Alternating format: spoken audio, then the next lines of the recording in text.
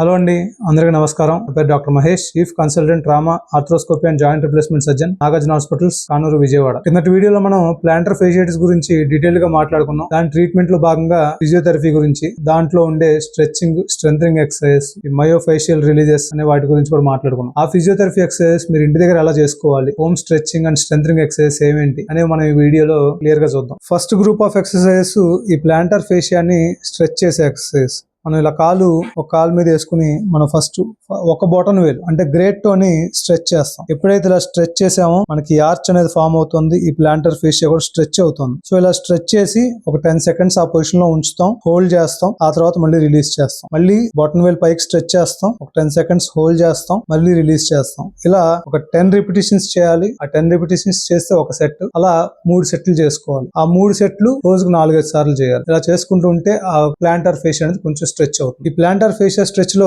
రెండో రకం ఈ 5 వేళ్లు కలిపి స్ట్రెచ్ చేయడం. ఇవి మనం ఫింగర్స్ ఇలా టోస్ ఇలా పట్టుకుంటాం అండ్ ఇలా పైకి స్ట్రెచ్ చేసి హోల్డ్ చేసి ఆ పొజిషన్ లో ఒక 10 seconds ఉంచుతాం, మళ్ళీ రిలీజ్ చేస్తాం. మళ్ళీ ఫింగర్ టోస్ అన్ని పట్టుకుని స్ట్రెచ్ చేస్తాం, ఆ పొజిషన్ లో ఒక 10 seconds హోల్డ్ చేస్తాం, మళ్ళీ రిలీజ్ చేస్తాం. ఇవి కూడా సేమ్ 10 repetitions, 3 సెట్లు, అలా రోజుకు 4-5 సార్లు చేసుకుంటాం. మరొక రకం ప్లాంటర్ ఫేషియటిస్ స్ట్రెచ్ లో ఈ ఫింగర్స్ అనేవి ఈ టోస్ మధ్యలో ఇలా ఎంటర్ట్వైన్ చేసి ఉంచుతాం అండ్ ఆల్సో ఇలాగా రొటేషనల్ మూవ్మెంట్ చేస్తాం. సో దట్ మనకి ఈ కాఫ్ మజిల్ కూడా కొంచెం స్ట్రెచ్ అవుతుంది. ఈ ప్లాంటర్ ఫేషియా కూడా స్ట్రెచ్ అయ్యే అవకాశాలు ఎక్కువగా ఉంటాయి. ఇప్పుడు ప్లాంటర్ ఫేషియాకి సంబంధించిన స్ట్రెచ్ చేసే ఎక్సర్సైజ్ అయిపోయినాయి కదా. ఇప్పుడు ఒక్కొక్కసారి కాఫ్ మజిల్ టైట్నెస్ ఉన్నా కూడా మనకి ప్లాంటర్ ఫేషియటిస్ ప్రాబ్లం వస్తుంది అని ఆల్రెడీ మాట్లాడుకున్నాం. సో ఆ కాఫ్ మజిల్ స్ట్రెచ్ చేయడానికి మనం ఏమేమి ఎక్సర్సైజ్ చేసుకోవాలి అనేది ఇప్పుడు చూద్దాం. ఈ ప్లాంటర్ ఫేషియా స్ట్రెచెస్ చూసాం కదా. ఇప్పుడు ఈ కాఫ్ మజిల్ స్ట్రెచెస్ అనేవి చూద్దాం. ఒక టవల్ తీసుకుంటారు, దీన్ని మనకి పాదం చుట్టూ ఇలా రౌండ్ గా పాస్ చేసి పాదాన్ని ఇలా పైకి లాగుతాం. ఇలా లాగి ఒక 10 seconds హోల్డ్ చేస్తాం అండ్ ఆల్సో తర్వాత పాదాన్ని కిందకు దొక్కుతాం. మళ్ళీ టవల్ తో పైకి లాగి 10 seconds హోల్డ్ చేస్తాం, మళ్ళీ పాదాన్ని కిందకు అంటాం, మళ్ళీ లాగడం, 10 seconds హోల్డ్ చేయడం, మళ్ళీ కిందకు అంటాం. ఇలాగా ఒక 10 repetitions చేస్తాం ఒక్కొక్క సెట్ కి. అలా 3 సెట్లు చేసుకోవాలి. అలా రోజుకి 4 to 5 times చేయాల్సి ఉంటుంది. ఈ కాఫ్ మజిల్ స్ట్రెచెస్ లో next the wall assisted calf stretches. మనం ఇలా ఒక వాల్ సపోర్ట్ తీసుకుని మన పాదాన్ని మునివేళ్ల మీద లేపాలి. లేపి 10 seconds ఆ పొజిషన్ లో ఉంటాం, మళ్ళీ దింపుతాం, మళ్ళీ వెనక మడాల మీద లేపుతాం. ఆ కాఫ్ మజిల్ స్ట్రెచ్ మనం ఫీల్ అవ్వాల్సి ఉంటుంది వెనక పిక్క దగ్గర. అండ్ ఆ పొజిషన్ లో మనం 10 seconds ఉంటాం, మళ్ళీ హోల్డ్ చేస్తాం, మళ్ళీ దిగిపోతాం, మళ్ళీ పైకి టోస్ మీద నుంచుంటాం, 10 seconds హోల్డ్ చేస్తాం, మళ్ళీ నార్మల్, మళ్ళీ మడాల మీద నుంచోవడం, 10 seconds హోల్డ్, ఆ పొజిషన్ లో come back to normal. So ఇలాగా ఇది కూడా సేమ్ 10 to 15 repetitions చేస్తాం. 3 sets, రోజుకి 4 to 5 times చేసుకోవాల్సి ఉంటుంది. ఇప్పుడు ఈ ప్లాంటర్ ఫేషియా స్ట్రెచెస్ చూసాం, హాఫ్ మజిల్ స్ట్రెచెస్ చూసాం. Next the strengthening exercise. అంటే మనకి ఈ పాదంలో ప్లాంటర్ ఫేషియాతో పాటు ఇంట్రిన్సిక్ మజిల్స్ అని ఈ వేళ్లను కదిలించడానికి ఉపయోగపడే మజిల్స్ ఉంటాయి. అవి ఎప్పుడైతే మనం స్ట్రెంథన్ చేస్తామో ఈ ప్లాంటర్ ఫేషియా మీద స్ట్రెస్ తగ్గిపోతుంది. సో దట్ అది స్ట్రెయిన్ అయ్యే అవకాశాలు, మైక్రో టర్స్ అయ్యే అవకాశాలు, ఈ నొప్పి వాపు వచ్చే అవకాశాలు కూడా చాలా వరకు తగ్గిపోతాయి. ఇంట్రిన్సిక్ మజిల్ స్ట్రెంథనింగ్ ఎక్సర్సైజ్ అనేవి ఒకసారి చూద్దాం. ఒక పాత కర్చీఫ్ కానీ క్లాత్ కానీ ఇలా దగ్గర వేసుకుంటాం, కాలు దగ్గర మనం దాని మీద కాలు పెడతాం, ఈ వేళ్ళని